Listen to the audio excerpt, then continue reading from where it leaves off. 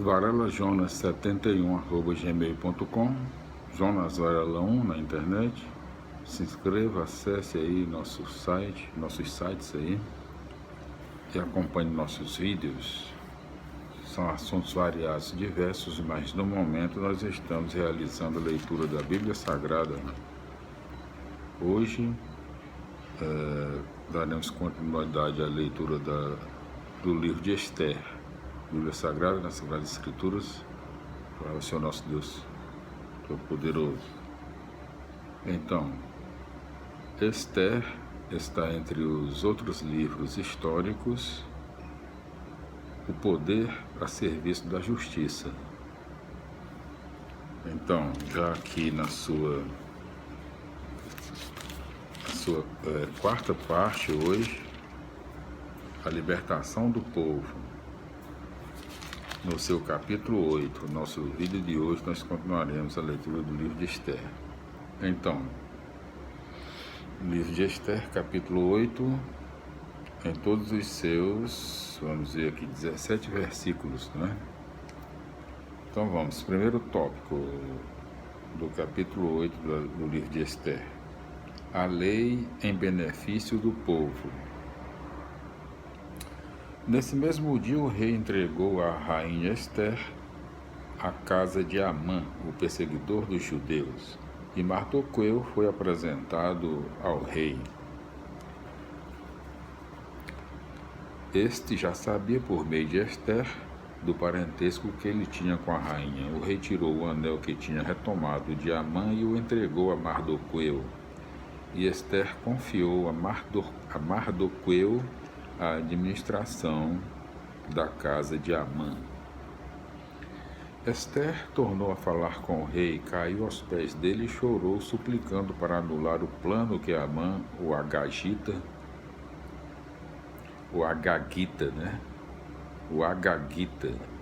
tinha maquinado contra os judeus. Quando o rei estendeu o cetro de ouro para Esther, ela se levantou e, de pé na presença do rei, continuou: se lhe parecer bem, se o Senhor me quiser conceder, se o meu pedido lhe parecer justo, e se está contente comigo, revogue por escrito o decreto que Amã, filho de Amadates, o Agagita, mandou escrever para exterminar os judeus de todas as províncias reais. Como poderia eu contemplar a desgraça que atingiria o meu povo? Como poderia contemplar o extermínio da minha família? O rei Assuero respondeu à rainha Esther e ao judeu Mardoqueu: vocês sabem que dei a Esther a casa de Amã e mandei enforcá-lo por atentar contra os judeus. Agora, em nome do rei, escrevam o que vocês acharem melhor para os judeus e lacrem o escrito com o anel do rei. Todo decreto redigido em nome do rei e lacrado com seu anel é irrevogável.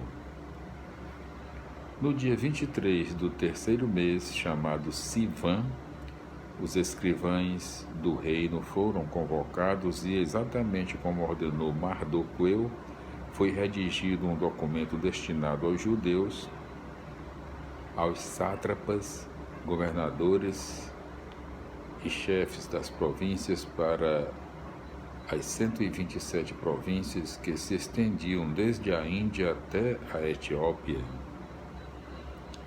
O documento foi mandado a cada província na escrita de cada uma e a cada povo em sua língua e aos judeus em seu alfabeto e língua. Essas cartas, redigidas em nome do rei Assuero e lacradas com o selo real, foram levadas por correios montados em cavalos da estrebaria real. Nessas cartas, o rei concedia aos judeus em toda a cidade onde estivessem o direito de se reunir e defender de exterminar, matar e aniquilar qualquer pessoa amada de qualquer povo ou província que os atacasse, inclusive mulheres e crianças, além do direito de saquear-lhe os bens. Isso aconteceria no mesmo dia em todas as províncias do rei Assuero, isso é, no dia 13 do 12º mês, chamado Adar. Texto do decreto. O grande rei Assuero, aos sátrapas das 127 províncias que se estendem da Índia à Etiópia e aos que são fiéis aos nossos interesses. Saudações. Muitos homens, quanto mais honrados pela suma generosidade dos benfeitores, mais se ensoberbecem e procuram não só prejudicar nossos súditos, mas, incapazes de frear a própria soberba, tramam armadilhas contra seus próprios benfeitores. Eles não só anulam a gratuidade no meio dos homens, mas, embriagados pelo elogio de quem ignora o bem, se orgulham de fugir de Deus, o qual tudo vê, e de sua justiça que odeia o mal. De fato, muitas vezes aconteceu que um mau conselho dessas pessoas a quem foi confiado o controle dos assuntos públicos tornou muitos daqueles que detêm o poder corresponsáveis por ações sanguinárias reprováveis, provocando assim calamidades irremediáveis. Com falsos raciocínios cheios de maldade, eles enganaram toda a boa-fé dos soberanos. É possível encontrar fatos semelhantes não só nas antigas histórias a que aludimos, mas também examinando as ações hoje realizadas pela baixeza daqueles que injustamente detêm o poder. Para o futuro será necessário assegurar em favor de todos os homens um reino pacífico e sem perturbações, fazendo mudanças oportunas e julgando com firmeza e equidade os casos que acontecem sob os nossos olhos. Tal é o caso de Amã, um macedônio, filho de Amadates, na verdade um estrangeiro ao nosso sangue, muito longe da nossa bondade. Amã foi acolhido por nós com hospitalidade, usufruiu da amizade que dedicamos a todos os povos e chegou até a ser chamado nosso pai e ser reverenciado por todos com a prostração, como aquele que detém o segundo lugar junto ao trono do rei. Contudo, incapaz de conter o seu orgulho, Amã tramou privar-nos do poder e da vida. Com falsos e sutis artifícios, ele pediu a pena de morte para Mardoqueu, o nosso salvador e benfeitor perpétuo, e também para Ester, nossa irrepreensível companheira no trono, junto com todo o seu povo. Desse modo, ele pensava em nos isolar e passar o poder dos persas para os macedônios. Nós, porém, achamos que os judeus condenados ao extermínio por esse criminoso não são malfeitores. Pelo contrário, eles vivem segundo leis justíssimas, são filhos do Deus Altíssimo, excelso e vivo, que em nosso favor e de nossos antepassados dirige o reino do modo mais florescente. Portanto, vocês farão bem se não obedecerem ao decreto enviado por Amã, filho de Amadates, porque seu autor foi enforcado diante das portas de Susa, com toda a sua família. Deus, Senhor de todos os acontecimentos, fez recair imediatamente sobre ele o castigo que merecia. Coloquem cópias desta carta em público e permitam que os judeus continuem a seguir livremente seus costumes. Além disso, deem aos judeus apoio para se defenderem de todos aqueles que os atacarem no dia da perseguição, isto é, no dia 13 do 12º mês, chamado Adar. Porque Deus, Senhor de todas as coisas, transformou esse dia trágico em dia de alegria para o povo escolhido. Quanto a vocês, judeus, celebrem com toda a solenidade esse dia memorável entre as festas de vocês. Assim,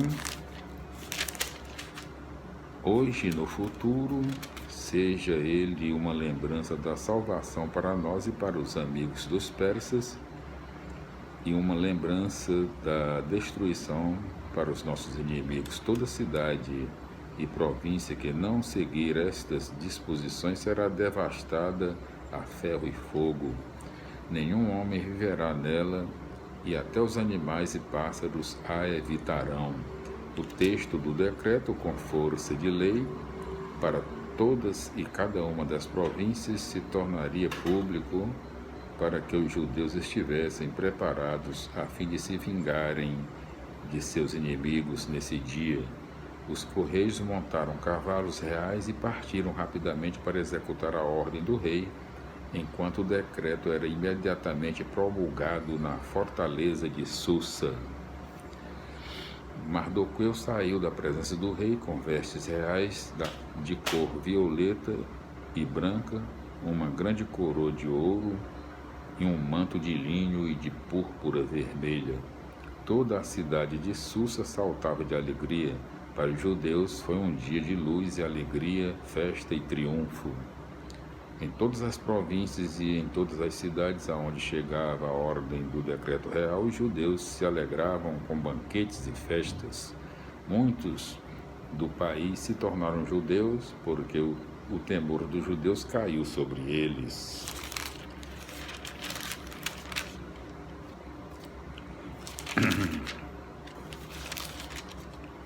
Para que o povo possa viver é preciso reestruturar o poder. Como primeiro passo, será necessário introduzir no poder gente que desmascare a injustiça reinante nos altos escalões e crie formas de punir os opressores. Em seguida, será preciso retirar aqueles que só buscam seus privilégios e interesses à custa do povo e substituí-los por pessoas que participam das reivindicações populares. Mas não basta substituir pessoas.